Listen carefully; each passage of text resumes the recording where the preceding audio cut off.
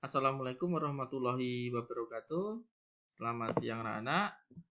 Pada kesempatan hari ini Pak Dadang ingin mengajak kalian untuk membahas materi memprediksi dan materi pengembangan cerita pendek ya, bahasa Indonesia.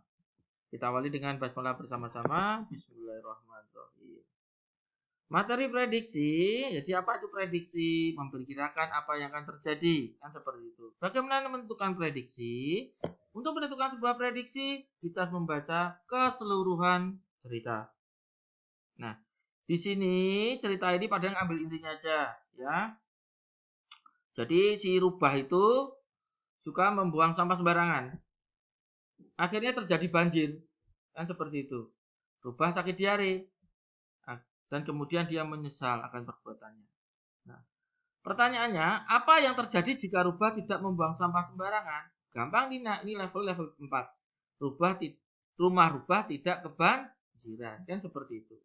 Yang nomor 2, ini juga tentang prediksi, memperkirakan apa yang terjadi.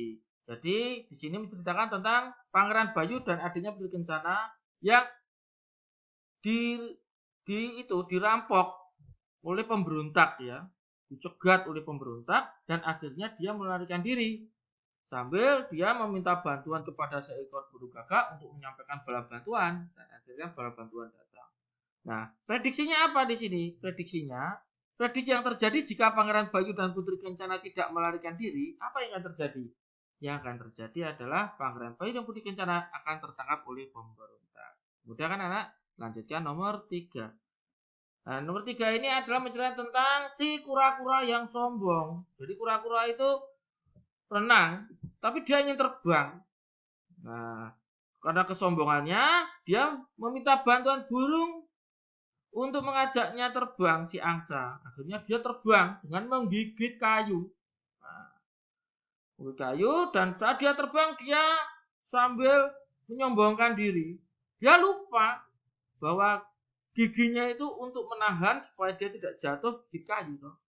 Akhirnya dia lepas jatuh. Untung saja dia punya tempurung yang dia benci untuk melindunginya. Nah, prediksinya, hal apa yang akan terjadi jika kura-kura tidak sombong dan tidak merasa dirinya pantas terbang? Jelas kura-kura tidak akan jatuh dari ketinggian. Seperti itu. Nomor 4. Nah ini, pernyataan itu apa sih? Hal yang sesuai isi atau maksud yang ingin disampaikan pada suatu bacaan atau paragraf. Boleh. Kalimat. Boleh. Ini ini adalah potongan dari sebuah cerita. Ia pun kesal melihat kawan-kawannya yang sudah berpuas diri dengan berenang. Saat melihat burung yang bebas terbang di langit, kejengkelannya kian bertambah. Nah, apa sih maksud pernyataan dari si kura-kura itu? Kesal dengan konco-koncone. Jadi, kura-kura jengkel atas kepasrahan teman-temannya yang hanya bisa berenang saja. Seperti itu. Ya jelas lah, kura-kura itu kan hanya bisa berenang, tidak bisa terbang. Kan seperti itu. Nomor 5. Watak. Watak ini sifat batin yang mempengaruhi segenap pikiran, perilaku, budi pekerti manusia atau makhluk hidup. Ini dalam cerpen kelas 45 pernah diajarkan. Ya. Jadi watak itu sifat batin. Bagaimana cara menentukan sifat batin manusia atau sifat batin dalam cerita fabel? Kita membaca tentang si tokoh itu. Nah ini Pak Danang, ini kan tentang si kura-kura. Jelas, gampang kura-kura jadi apa? Sombong watak kura-kura. Kan seperti itu. Ini kata kuncinya di sini. Kita bahas tadi kan, kura-kura menyombongkan diri. Ya, seperti itu. Nomor 6. Di sini menceritakan tentang namanya si kerang kecil. Ini tentang awal konflik. Ya, Padahal jelaskan dikit. Awal konflik itu adalah permasalahan yang muncul pada awal sebuah cerita. Puncak konflik, permasalahan yang memuncak. Klimaks, jadi pertemuan emosional antara antagonis dan protagonis juga bisa.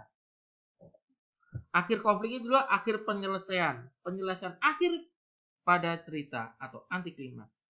Contohnya di Maling Kundang, contoh gitu ya. Awal konfliknya apa? Awal konfliknya itu Maling Kundang setelah merantau pulang ke desanya, bertemu nenek, orang tua, dan dia tidak mengaku ibunya. Awal konfliknya kan itu. Puncak konfliknya apa? Maling kundang durhaka dan menyakiti ibunya. Kemudian ibunya mengutuk si maling kundang menjadi batu. Nah, setelah itu ceritanya adalah si maling kundang pergi menggunakan kapal. Nah, doanya ibunya dikabulkan. Pak, terjadilah akhir konflik, anti klimaks. Penyelesaiannya apa? Kapal maling kundang hancur, terhempas badai, dan maling kundang menjadi batu. Kan seperti itu. Nah, ini juga, ini awal konfliknya sebenarnya dari cerita ini di sini, nak. Kemasukan apa? Kemasukan pasir. Nah, kemasukan pasir awal konfliknya. Puncak konfliknya apa?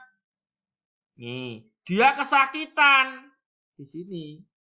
Nah, ini puncak konfliknya. Nah, puncak konfliknya dia kesakitan, menyerang seluruh tubuhnya, kan di sini. Puncak konfliknya. Akhir konfliknya apa? Dia menyesal. Besok tidak akan mengulangi lagi. Nah, jawabannya ini. Awal konfliknya adalah butiran pasir masuk ke dalam tubuh kerang. Seperti itu. Sekarang nomor 7.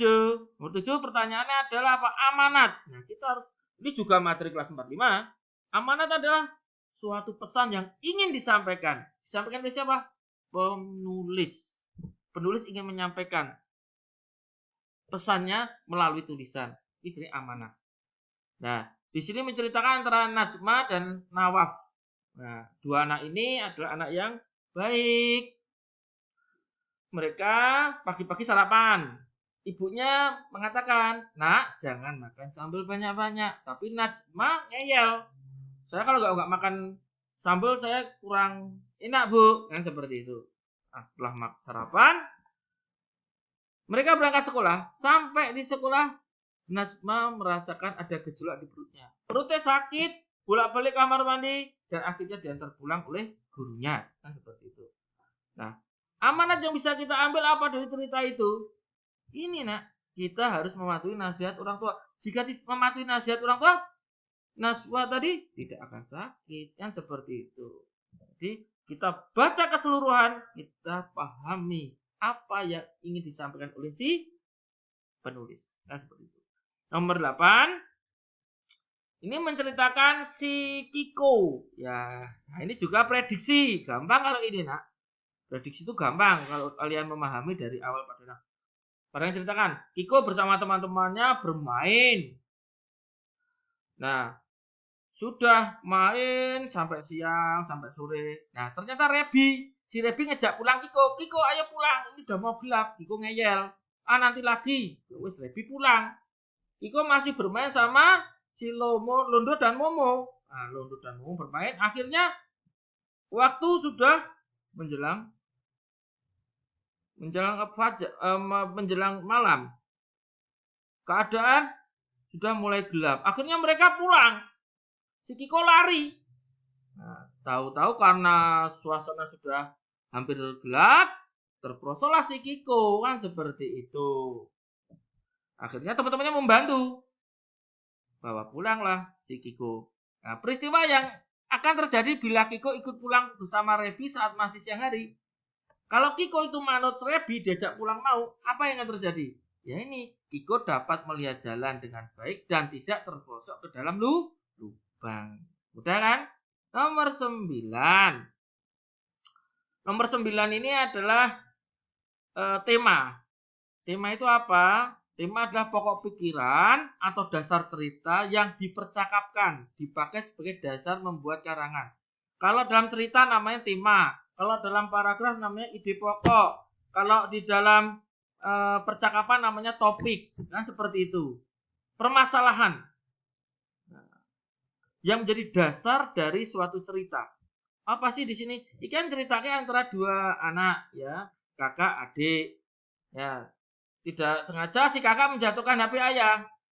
Nah, sepengetahuan ayah dan ibu yang menjatuhkan adiknya, si Torik. Nah, ayah dan ibu memarahi Torik. Nah, karena si kakak tadi tidak tega melihat adiknya dimarahi, akhirnya pada saat makan malam, si kakak itu mengatakan bahwa dia yang menjatuhkan. Kan seperti itu.